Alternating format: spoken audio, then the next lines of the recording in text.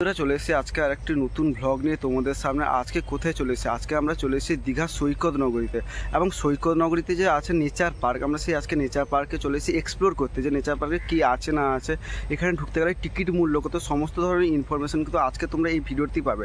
তো ভিডিওটি আর তোমরা স্কিপ করবে না, কন্টিনিউ দেখতে থাকো। আর ভিডিওটি ভালো লাগলে কী করতে হবে? ছোটো করে লাইক, শেয়ার আর সাবস্ক্রাইব করো। তো চলো ব্লগটা শুরু করা যাক। তো চলো।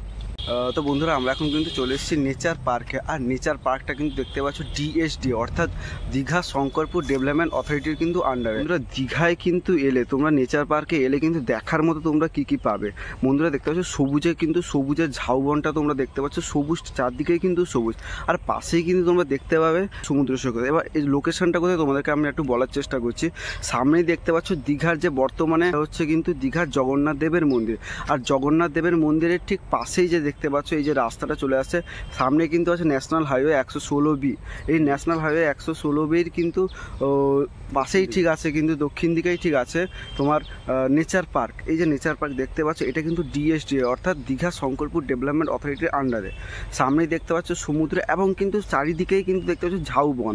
অর্থাৎ তোমরা এখন জানো কিন্তু ঝাউবনটা কিন্তু বর্তমানে দীঘার বুকে কিন্তু অনেক ঝাউবন বিলুপ্ত প্রায়। ধরে এই নেচার পার্কের কিন্তু একটাই উদ্দেশ্য, সবুজকে সংরক্ষণ। নিশ্চয়ই তোমরা জানো বর্তমানে বৃক্ষচ্ছেদন কি আরে হচ্ছে।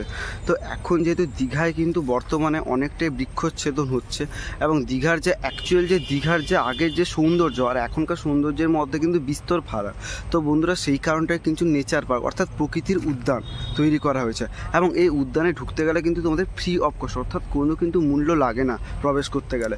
আর এই যে দূরে দেখতে পাচ্ছ তোমরা দীঘা সমুদ্র সৈকত, এই দীঘা সমুদ্র সৈকত কিন্তু তোমরা এখান থেকে দেখতে পাবে।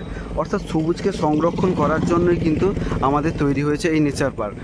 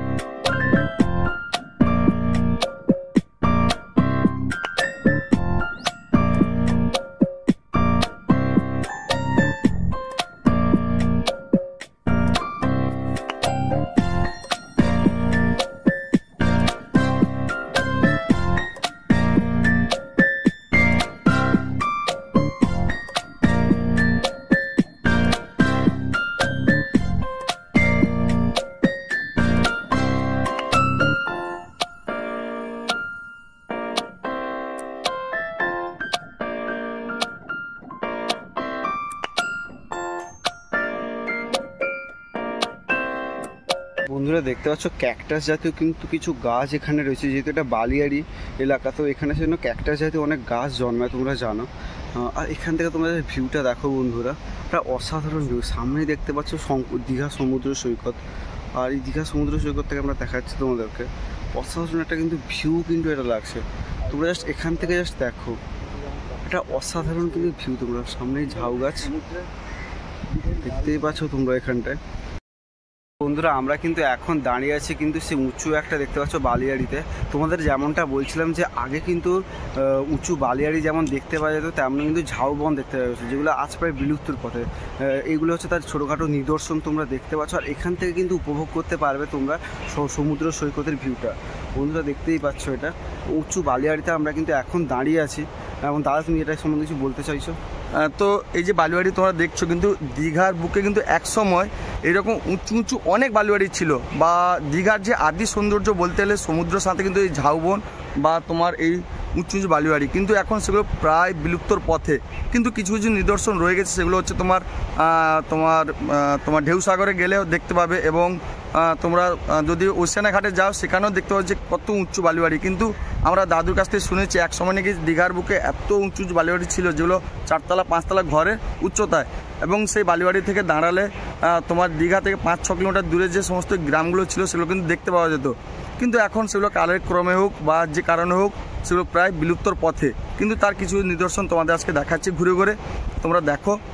খুব সুন্দর, তোমরা দীঘা নেচার পার্কে এলে কিন্তু এই ভিউগুলো তোমরা দেখতে পাবে। তো বন্ধুরা দেখতে পাচ্ছ দীঘার সমুদ্র সৈকত, একটা অসাধারণ ভিউ কিন্তু তোমরা দেখতে পাচ্ছ। এখন যেহেতু ভাটা চলছে সেই জন্য জলের যে তাণ্ডব, সমুদ্রের তাণ্ডবটা তোমরা দেখতে পাচ্ছ না, জোয়ারের সময় কিছুটা উপভোগ করা যায়। পাশেই দেখতে পাচ্ছ যে জুম করি পর্যটক ওখানটা অনেক দাঁড়িয়ে আছে, তোমরা দেখতেই পাচ্ছ পাশে পর্যটক। আর এই যে দেখো এখান থেকে ঝাউবনের যে ভিউটা, তোমরা আশা করছি বুঝতে পারছো, এখান থেকে ঝাউবনের যে ভিউটা একটা অপূর্ব দৃশ্য, কিন্তু এটা দেখা যাচ্ছে। তোমরা জানো যে দীঘার উপর থেকে কত ধরনের ঝড় বয়ে গেছে, বিভিন্ন যে ঝড় হয়, প্রতিটা বছর প্রায় যে একটা করে ঝড় লেগে গেছে। সেই কারণটার জন্য কিন্তু এই যে বোল্ডারগুলো ফেলা হয়েছে, যাতে জলটা বেশি দূর উঠে আসতে না পারে, যাতে জলগুলো এখানে আটকে আবার সমুদ্রে ফিরে যেতে পারে। তো এইভাবে এটার জন্য কিন্তু এখানে বোল্ডারগুলো রাখা হয়েছে। আর এখান থেকে সমুদ্রের ভিউটা জাস্ট বন্ধুরা উপভোগ করার মতো।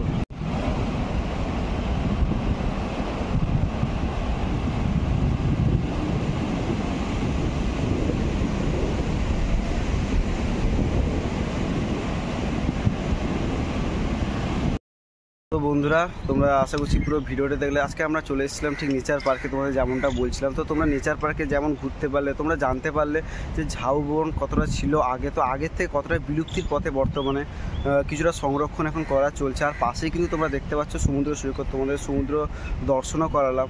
তো ভিডিওটা আজকে এইটুকুই রইলো। আর ভিডিওটি ভালো লাগলে অবশ্যই করে লাইক, শেয়ার আর সাবস্ক্রাইব করে দিও, তাড়াতাড়ি সাপোর্ট করো, তার 1K তাড়াতাড়ি করে দাও অবশ্যই। এটাই তো, দেখা হচ্ছে নেক্সট ব্লগে। তোমাদের সেই নেচার পার্কের যে ভিউটা, প্রকৃতির যে ভিউ, সেটা তোমাদের আজকে ঘুরে দেখালাম।